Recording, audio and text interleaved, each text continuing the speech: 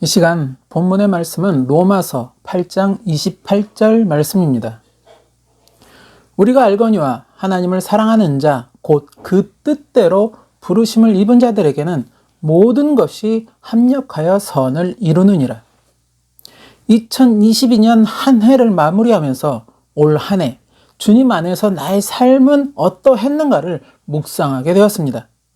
여전히 주님 앞에 참 부족한 것이 많은 나의 믿음이요 나의 삶이라는 것을 깨닫게 되었고, 동시에 올 한 해 주님은 참 많은 것으로 주님의 은혜를 나에게 증거하셨구나 하는 그런 생각을 하게 되었습니다. 올 한 해 저는 참 많은 주님의 은혜를 체험하는 그런 경험을 하는 그런 한 해가 되었습니다. 1년여간 뜻하지 않았던 그런 암 치료의 과정을 거치면서 우리는 순간순간 우리에게 역사하시는 주님의 은혜를 경험할 수 있었습니다. 그 상황들이 너무 많아서 지금 이 시간에 일일이 다 이야기할 수는 없지만, 당시 우리 눈에는 우리에게 악조건인 것 같은 그런 상황도 결국 그것을 통해 우리에게 선이 되도록 인도하시는 그런 주님의 은혜를 우리는 여러 번 체험할 수 있었다는 것입니다. 다른 이들은 그저 운이었다고, 우연에 불과한 일이라고 말할 수도 있지만 저는 이것을 우연이라고 생각하지 않는다는 것입니다. 운이라고 우연이라고 하기에는 생각하면 할수록 너무나도 적재적소에 우리에게 꼭 필요하게, 우리에게 꼭 선이 될 수 있도록 그런 상황들이 연출이 되었고, 그렇게 제가 처음 우려했던 모든 일들이 아름답게 다 해결되는 그런 모습을 저는 체험하게 되었다는 것입니다. 주님 앞에 한없이 부족한 우리의 믿음이었고 신앙의 삶이었지만, 그럼에도 말씀을 믿으며 간구하는 우리의 기도에 주님은 은혜로서 응답하여 주셨다는 것을 저는 체험을 통해 믿게 되었다는 것입니다. 이 부족한 나에게도 주님의 은혜가 함께하여 주신다는 것을 저는 올해 많은 체험을 통해 깨닫게 되고 믿게 되었다는 것입니다. 물론 암이라는 우리가 원하지 않는 상황이 발생한 것은 사실입니다. 주님의 은혜를 믿지 않는 사람들은 주님의 은혜가 역사한다면 왜 암이라는 질병이 발생할 수 있겠는가? 주님의 은혜가 함께한다는 너희의 생각이 잘못되었거나 그것은 은혜가 아닌 오히려 징계가 아닌가? 라는 반문도 할 것입니다. 네, 그렇습니다. 어쩌면 저희를 향한 주님의 징계일 수도 있습니다. 그러나 이러한 징계조차도 저희를 향하신 주님의 사랑임을 우리는 말씀을 통해 믿고, 그것이 또한 우리에게 은혜임을 믿는다는 것입니다. 히브리서 12장 6절에서 8절 말씀에 보면, 주께서 그 사랑하시는 자를 징계하시고 그의 받으시는 아들마다 채찍질 하심이니라 하였으니, 너희가 참음은 징계를 받기 위함이라. 하나님이 아들과 같이 너희를 대우하시나니 어찌 아비가 징계하지 않는 아들이 있으리요. 징계는 다 받는 것이거늘 너희에게 없으면 사생자요 참 아들이 아니니라. 이것이 설사 징계라고 하여도 이러한 과정을 통해 주님을 향한 우리의 믿음을 더 올바른 길로 인도하시고자 하시는 주님의 사랑이요 주님의 은혜임을 저는 1년의 체험을 통해 믿게 되었다는 것입니다. 이런 주님의 선하신 뜻을 그때는 알지 못했지만 시간이 지난 지금 그 뜻을 깨닫게 되었다는 것입니다. 주님을 향한 안이하고 나태했던 나의 믿음, 때로는 회의적이었던 그런 저의 믿음이 다시 주님을 향한 깨어있는 믿음이 될 수 있도록 주님은 우리의 기도에 함께 하신다는 것을 보여주셨다는 것입니다. 그 사실을 우리가 체험할 수 있도록 우리의 삶에서 그것을 증거하여 주셨다는 것입니다. 예수님이 십자가에 달리셨을 때 그것을 바라보는 많은 이들은 예수님을 조롱하였습니다. 자신이 하나님의 아들이라면 왜 자신을 구원하지 못하는가? 왜 십자가의 고통에 있어야 하는가? 왜 많은 이들이 보는 앞에서 저런 비참한 죽임을 당해야 하는가?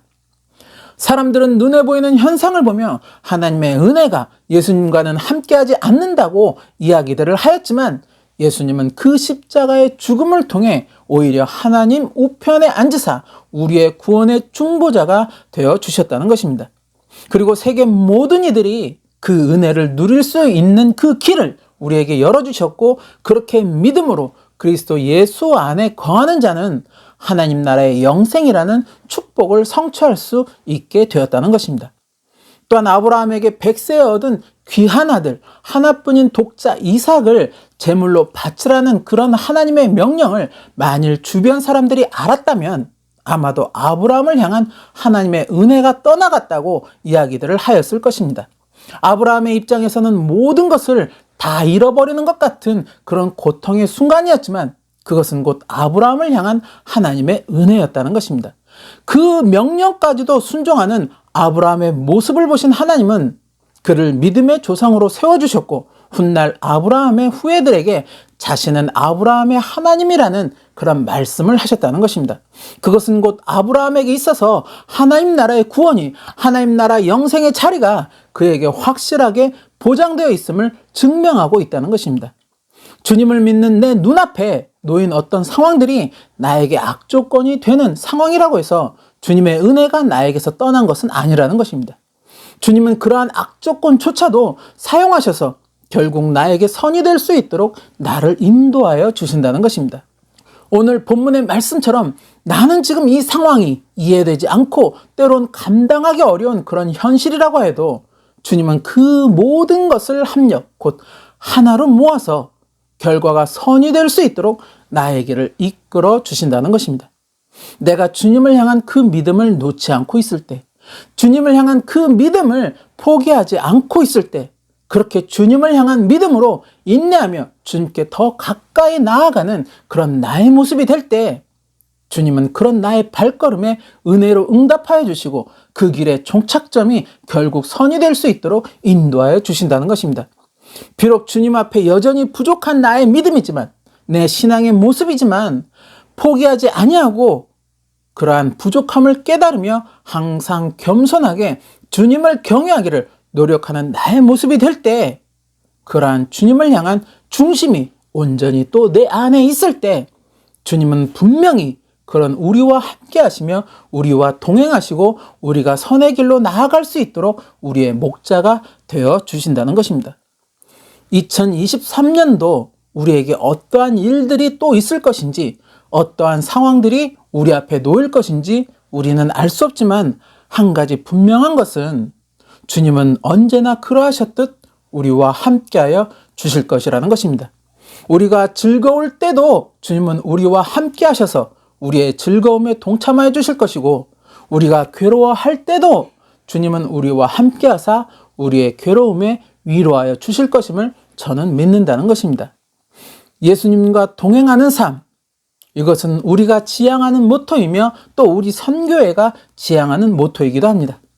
이 말이 단지 지향으로만 끝나는 말이 아닌 정말 우리가 예수님과 동행하는 우리의 실제 삶이 되시기를 소망합니다.